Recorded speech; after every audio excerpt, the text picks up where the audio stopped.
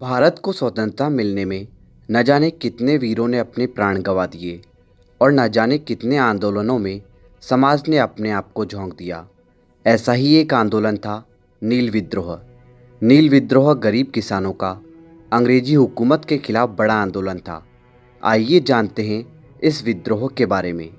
जैसा कि हम सबको पता है कि अंग्रेज़ों की ईस्ट इंडिया कंपनी 18वीं शताब्दी तक भारत में अपने पैर जमा चुकी थी। इसी शताब्दी में वह नील की खेती और अफीम की खेती पर बेहद जोर दे रही थी। बताते चले कि नील का प्रयोग छपाई में ज़्यादा किया जाता था, इसलिए इसकी डिमांड भी काफ़ी होने लगी थी। नील की खेती के लिए बंगाल, बिहार जैसे राज्य ज़्यादा मुफीद समझे जाते थे। बंगाल से बनने वाली उच्च क्वालिटी की नील ब्रिटेन भेजी जाती थी और 1810 ईस्वी तक भारत से एक बड़ा हिस्सा ब्रिटेन भेजा जाने लगा, जो इसकी कुल खपत का 95% था, जबकि पहले मात्र 30% हिस्सा ही भारत से जाता था।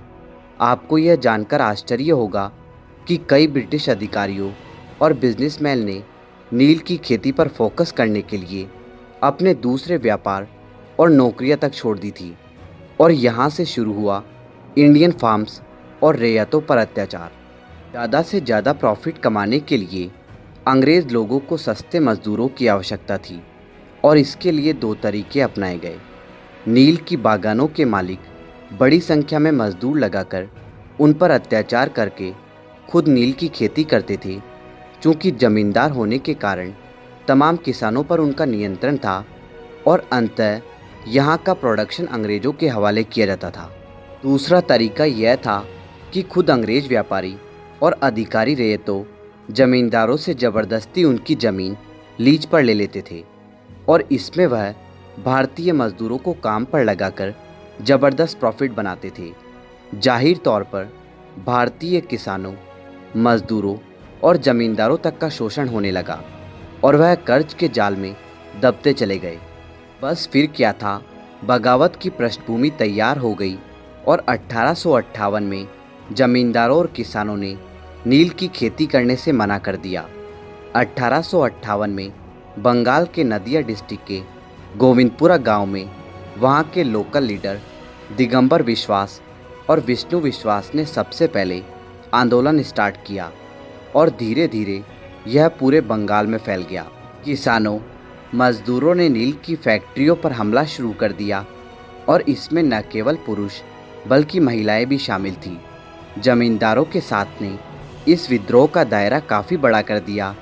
हाल ही में 1857 की क्रांति समाप्त हुई थी और इस आंदोलन के उभार ने ब्रिटिश हुकूमत में डर पैदा कर दिया और वह एन केन प्रकारेण आंदोलन को दबाने के प्रयास करने लगी। यहाँ तक कि बागान मालिकों की सुरक्षा के लिए ब्रिटिश हुकूमत ने सेना तक को तैनात कर दिया और बंगाल में एक तरह से नील की खेती ध्वस्त हो गई।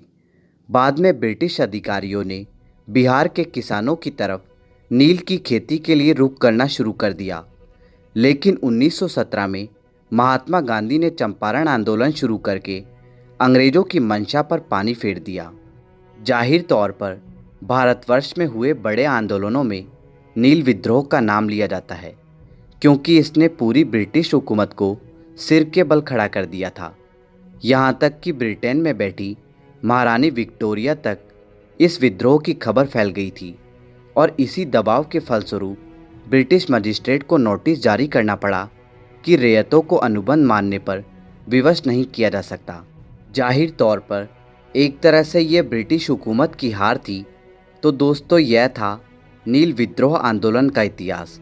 दोस्तों, आपको हमारा वीडियो कैसा लगा, कमेंट बॉक्स में कमेंट करके हमें ज़रूर बताएं।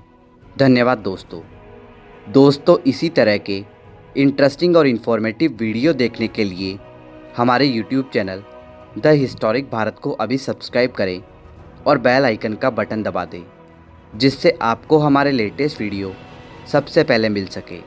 धन्यवाद।